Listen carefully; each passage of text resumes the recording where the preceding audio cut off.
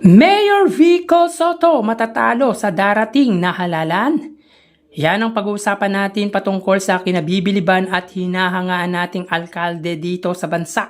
Ngayong araw po yan ng Sabado, April 19. Pero bago yan ay humihiling ako na pakisubscribe ang aking YouTube channel, pakilike and share na rin para mas rumami pa po ang makapanood ng content natin. Maraming salamat po mga parokya sa lahat ng patuloy na tumatangkilik at nanonood ng munti po nating video, mga content po natin. At maraming salamat po kay Miss Heidi Gutierrez na nagbigay po ng 7 Canadian dollars nitong nagdaang araw. Maraming salamat po sa inyo mga kaparokya. So yun nga mga kaparokya, tila matatalo daw di umano sa darating na halalan ang incumbent mayor ng Pasig na si Mayor Vico Soto.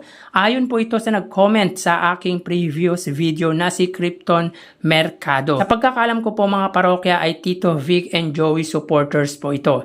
Anyways, ayon sa kanya, matatalo si Mayor Vico Soto ngayong eleksyon. Iboboto siya ng mas maraming Pasigueño pero paglabas ng resulta ay napakalaki ng magiging lamang ni Diskaya. Kahit anong balasa ang gawin ko sa barahang gamit ko ay yan ang nakikita.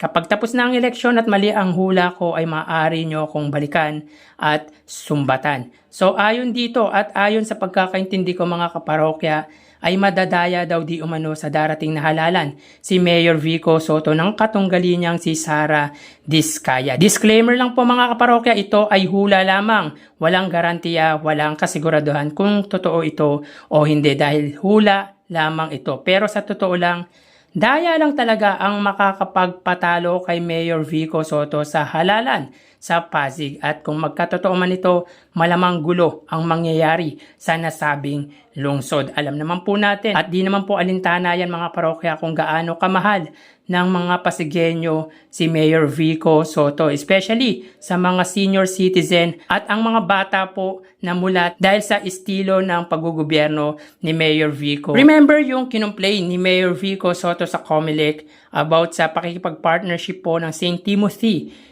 isa sa business ng kalaban ni Mayor Vico Soto, yung Miro from South Korea na voting machine. Parang isa sila sa financer nito as far as I remember. So yun nga mga kaparokya, kahit walang kasiguraduhan ang nasabing tila hula, ay sana maging aware, maging mapagmatsyag ang mga Pasigueño sa posibilidad na mangyari. Kasi sa totoo lang, walang imposible sa yaman na meron ang kalaban ni Mayor Vico Soto. Meaning kahit iboto pa ng maraming Pasigueño si Mayor Vico Soto, kung ginamit naman ng kalaban ang yaman na meron sila, delikado po ito. Napakalungkot po kung mangyayari po ito.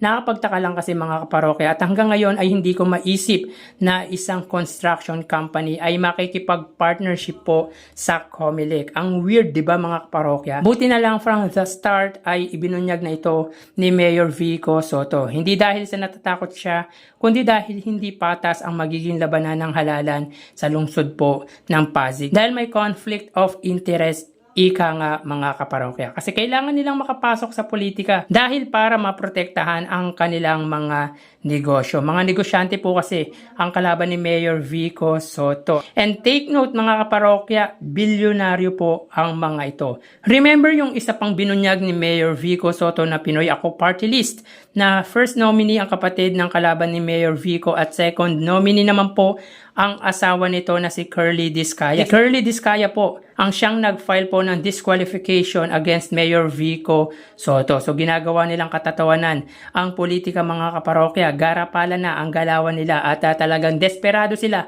makapasok sa politika at gagawin nila ang lahat para manalo. Kasi kapag nanalo sila at maluklok sa pwesto, maproprotektahan nila ang mga negosyo nila. Karamihan ng politiko pumapasok sa politika para sa negosyo, para maprotektahan ito. Di naman po sikreto yan sa bansa mga kaparokya. Pero again, hindi po tayo naniniwala sa hula. Pwedeng maging gabay ito para maging mapanuri ang mga tao, lalo na ang mga Pasigueño. Kaya wag nating ipagbili ang boto natin at iboto ang tamang kandidato na alam nating makakatulong, makapagbigay ng tunay at tapat na serbisyo. Hindi lang po sa mga Pasigueño, kundi sa lahat po ng botante dito sa bansa. So again, hindi po tayo naniniwala sa hula at malabo pa po sa pusit na matalo po si Mayor Vico Soto. So hanggang dito na lang po tayo mga parokya. Magsiingat po tayo palagi. Thank you and God bless.